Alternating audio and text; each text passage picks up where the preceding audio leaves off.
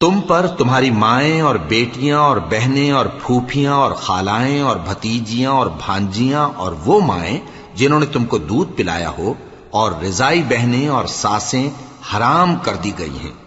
और जिन औरतों से तुम खलवत कर चुके हो उनकी लड़कियां जिन्हें तुम परवरिश करते हो वो भी तुम पर हराम है।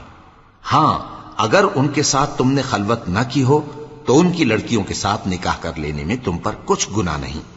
और तुम्हारे सुलबी बेटों की औरतें भी और दो बहनों का इकट्ठा करना भी हराम है, मगर जो हो चुका सो हो चुका।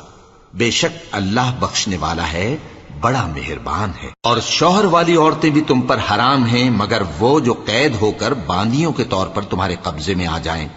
ये हुक्म अल्लाह ने तुमको लिख दिया है और इन मुहर्रमात के सिवा दूसरी औरतें तुमको हलाल हैं, इस तरह से कि माल खर्च करके उनसे निकाह कर लो